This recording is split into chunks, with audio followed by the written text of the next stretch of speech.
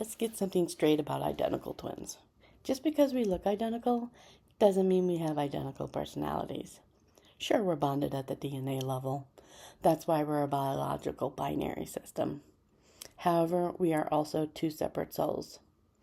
One thing that isn't apparent, we also have individual roles within our pairing. Identicals, if you've never observed your own behavioral patterns, it's time to start. Welcome to my Twinology. I'm your guide, Mick. Due to my day job, I can't be on camera. Jen is my other half until the universe took her away. However, out of our pairing, Jen was the first one to die. All of my experiences have brought me here, and they've made me the only expert of my Twinology. I've been traveling a lot for work the past few weeks, last 5-6 weeks.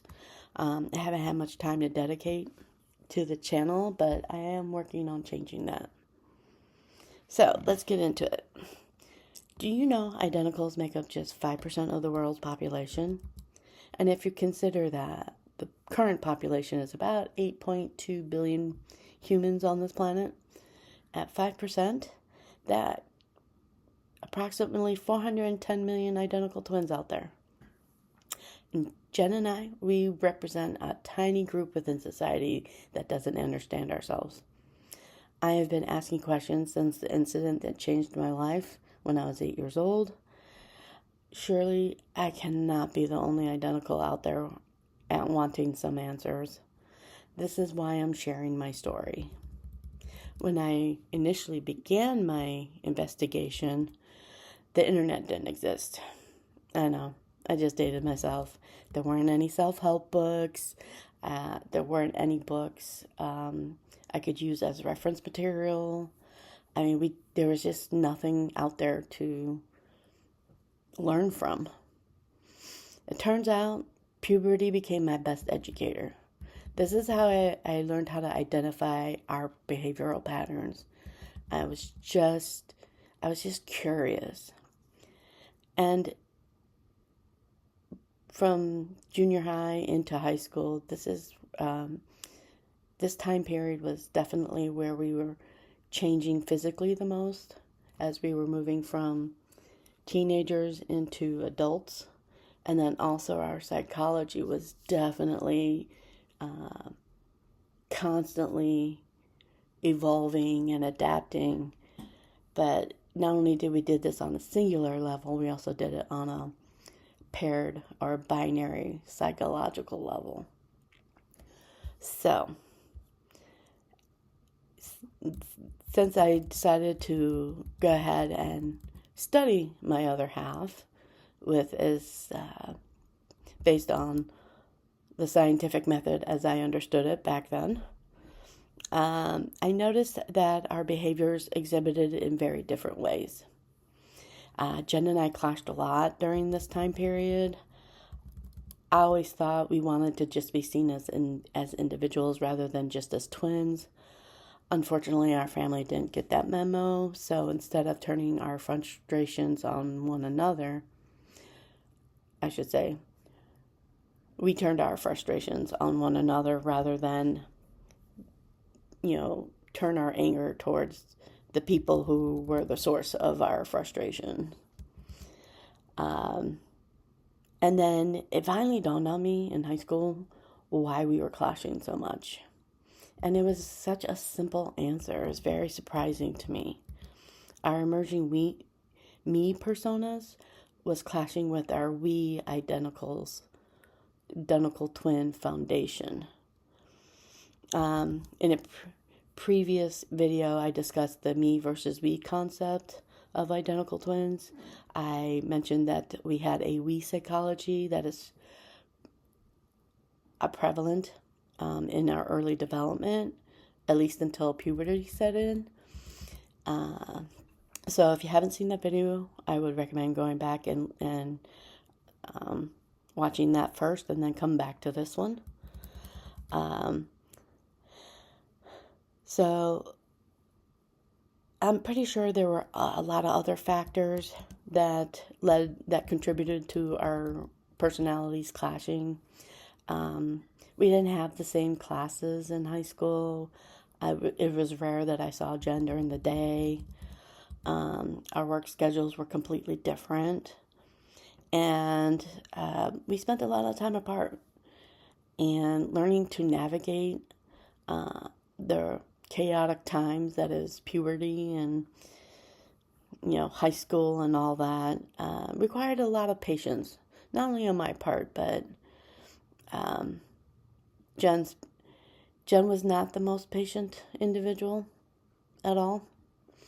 But it wasn't until last year that I finally found, a decent descriptor for each role that we played within our pair. And if there's one thing you need to know about me is that I name everything. Plants, cars, tools. It just makes it easier to talk about it. So let's get into the roles. I took my time finding the right descriptor for each role. I wanted to get them correct, and be as accurate as possible. So I came up with that one identical is the delegate and the other is the sensitive. So let's discuss the traits of the delegate first. To the outsider, some might say the delegate is the dominant one. Being dominant isn't a trait, it's just how our roles are perceived. I am the delegate of my pairing. However, I never considered myself dominant. It was true, I exude an aura of confidence that Jen didn't. I was also the more social one. But the first trait of a delegate is taking on the role of public relations.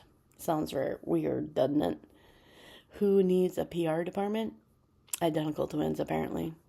The delegate takes initiative when it comes to handling outsiders. This is family, friends, strangers, etc. And for some reason, I understand people and I can effortlessly mingle with them, whereas Jen really struggled with this. I've always been able to do this from a young age. Jen was always shy around people she didn't know. And if you tried to talk to her, she would just stare at you and then walk away without uttering a single word. It was really quite amazing to witness. So if you're an identical pair that are trying to figure out which one is the delegate and which one is the sensitive, use these traits that I'm outlining to kind of help you figure it out. For delegates, the best way to determine which one is which, I would look to or consider how you handle strangers. Doesn't matter if they're just local acquaintances or like actual strangers. I noticed early on stemmed from Jen using me as a counselor. If she was having an issue, I was the person she sought out. Either it was a logistical issue or somebody was bothering her.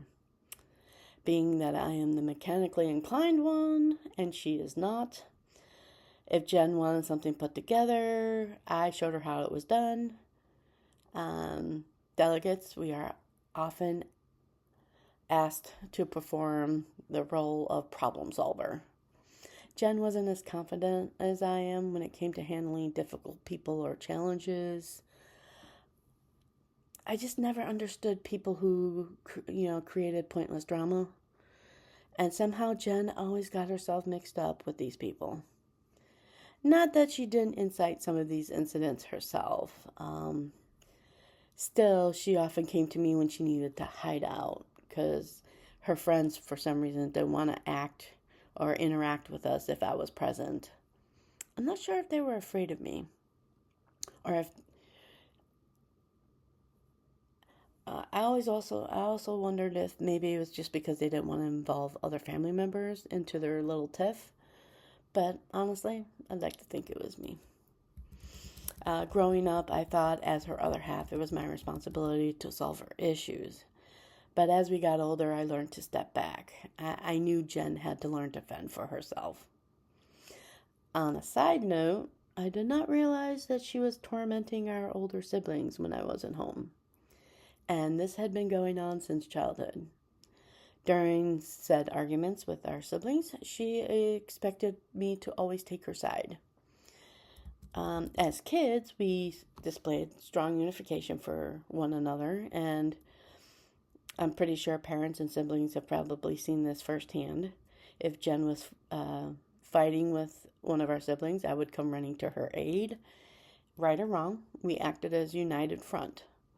As kids, we didn't understand the difference between right and wrong yet. But as adults, delegates shouldn't just get into trouble for the sake of they're sensitive. We do know the difference between right and wrong. My goal for stepping back was I was trying to police Jen's behavior and make her a better adult. Jen has developed this attitude problem in high school. It was pretty severe. So I took it upon myself to make sure that she didn't step out. She didn't overstep her boundaries and my boundaries and my sense of my core values, my sense of right and wrong. If I felt she went too far, I would definitely rein her in. So, all right. Another trait of the delegate. It's interesting that simple behaviors go unnoticed as humans develop into adults. And this one became definitely more prevalent in college. We become the cruise director, the one who handles the fun time. I planned all of our social outings. Jen, she enjoyed the odd play, musical, or dance troupe if they were traveling through. I was pretty much neutral to this type of entertainment. If I wasn't writing a short story, I wasn't happy. Still, if Jen really wanted to do something, she usually let me know. But she also left it to me to figure out how to get the tickets, when we were going to go, organize our schedules, how we were going to get to and from these events. Apparently, funny story. Jen was, she couldn't read a map to save her life. She couldn't find her way out of a paper bag holding a map if her life depended on it. However, my innate sense of direction was a little scary sometimes. I could memorize maps. And so, honestly, I thought we complemented each other very well. So, we also loved a good road trip with just the two of us. Jen would be the chauffeur and I would be the navigator. Oh, don't get me wrong, I didn't see her lack of direction as a weakness or anything. It was just, that's what she brought her chauffeur skills, I brought my navigation skills. Anything else was never questioned. One of my other traits, or a delegate's other trait, is being your sensitive's biggest cheerleader and or researcher. Again, Jen would often come to me when she needed help of any kind. Being the scientist, by the time I was a teenager, I saw the world differently than she did. She saw the world through the lenses of an artist. It was rare that she showed any true passion for most things that weren't art related. So when she did show some interest, I took notice. And by listening to her, I was able to, I have an open mind when it comes to stuff. I may not want to do activities, But if you want to go do something, I will usually join you just because I might learn something. I don't know. I've always been like that. So I guess that's how I complimented Jen in that regard. And delegates, we need to respect the opinions and the passions of our sensitives. What she needed from me was how to execute it. Case in point. So Jen wanted to apply for a master's program at a local art institute. She was initially coy about asking me for assistance. I've always supported her in everything that she's ever wanted to do, especially when it came to educating herself. And so I would become her cheerleader for the first few minutes and encourage her and, hey, if this is what you really want to do, let's go ahead and do it. Let's look into it. But she had this lack of confidence that I just didn't understand. She was an amazing artist. And she was always drawing in a sketch pad. She was always working on something. She was never not doing anything. So I did the research on what she needed to do to apply to this graduate program. I spent time looking into how she needed to present her materials, like what she should include in her portfolio, what work that she'd done that best showcased her abilities, and I also gave her direction on how to fill in the application. Again, I was better at words than I was at art. I was more landscapes. She was more people. She was way better at people. She could draw them with her eyes closed. But so this is what I helped my other half with. As a delegate, we need to understand that it's not about what I want, it's about what we want. Sure, I could have steamrolled over Jen's wants. However, again, I'm an open-minded individual, and I was always willing to consider a new experience in the hope that I might learn something, unless it really went against one of my core values. Case in point, or a prime example of this, we went to a noir exhibit at the local art institute. It wasn't really my thing. Again, not a people person, at least in portraits. I'm more of a landscape. I prefer landscape art, or abstracts. I'm fine with abstracts, anything with color. But I made sure we went, and I guess another trait of my role as delegate is that I steer Jen and I towards what I call pure happiness. So if it makes Jen happy, then we do it, because seeing her happy made me happy. So another trait that I really needed was that of an equalizer. That's the best descriptor I was able to come up with. People would often befriend Jen, normally to get something from her, typically her money. She was an overly giving person in that sense. I really sought to educate Jen, tell her or show her that not everybody was a good person, that she wasn't responsible for helping everyone out. She had a tendency to take people at face value. I always saw Jen as the more empathetic of our pair. But my biggest issue that I had was people took advantage of her kindness. And I always said Jen couldn't save 2 cents if her life depended on it. Turns out people would tell her some sob story and she would give them her money. Prime example was our mother. She was Jen's biggest manipulator. I mentioned before how Jen had an attitude by the time we got to high school. However, our mother knew how to push Jen's buttons, get inside her head. I wasn't aware of this happening until one December. I think we were 16 at the time. It was Christmas Eve, actually. Jen, Dad, and I had done all the cleaning and interior decorating for the holidays. We also prepped all the tables for the big family party that was happening the next day.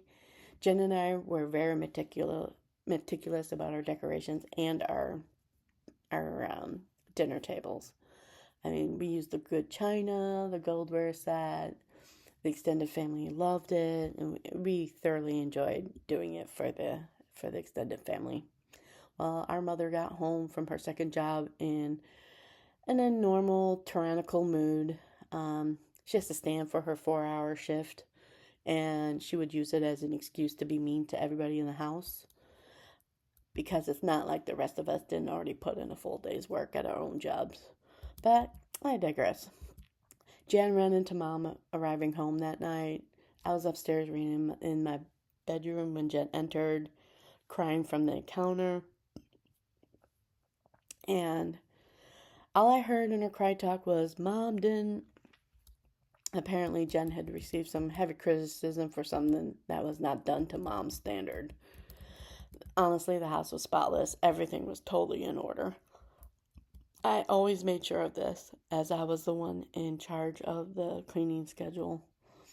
But our mother preferred being critical rather than praise us for any hard work. Yet, seeing Jen cry is all it took. I got immediately angry. No, that's not a strong enough word. I became enraged. I walked past Jen, slammed my bedroom door shut, thudded down the stairs, and entered the kitchen and slammed the one kitchen door that we had closed, and it shook the whole house when I slammed it. I stomped through the kitchen, through the dining room, and into the living room where that woman was sitting in her recliner, chilling out. And I gave her a piece of my mind. Colorfully, I might add. It was the first time I ever swore at a parent. When I finished, our mother nearly laid flat in her recliner, almost ready to slip out onto the floor. I never saw fear in that woman's eyes until that day. And when I was done, I walked back through the house as if I was on a cloud, all the way back to my room. Jen was still crying when I came back upstairs, and I knocked on the door, opened it, and told her that I had taken care of things. And that immediately stopped her crying. I just remembered that. I forgot about that. Interesting, the things you remember. So my family found out just how scary I could become that night. So my dad was washing dishes in the sink when this happened.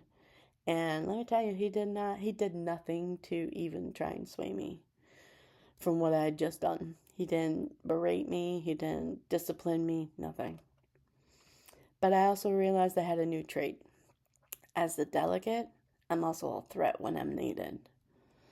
So, you harm my other half, and there is no rock you can hide under that I will not find you, and I won't be kind.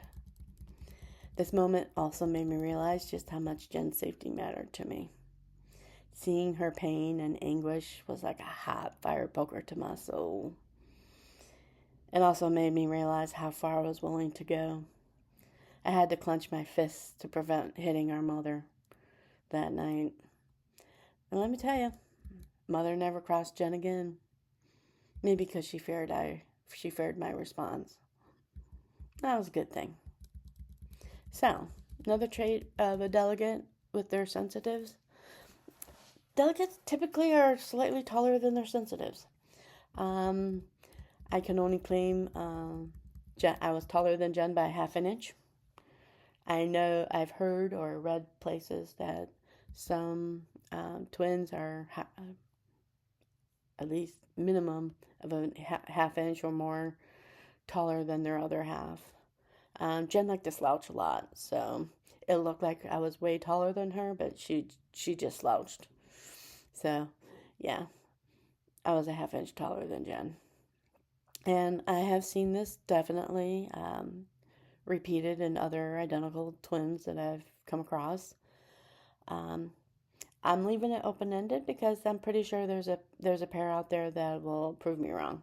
because there always is that one pair that doesn't follow normal parameters. All right. Now, this isn't a total list for delegates. Jen and I are just one pair. I'm sure there are delegates out there that have traits that I don't have. But I'm hoping that by using this list that other identical twins can see what I have seen and seeing their own patterns and start figuring out who the delegate is and who the sensitive is. So thanks for coming to my twin talk. In the next one, we'll discuss the traits of the sensitive in more detail. Until then, see ya on the next one.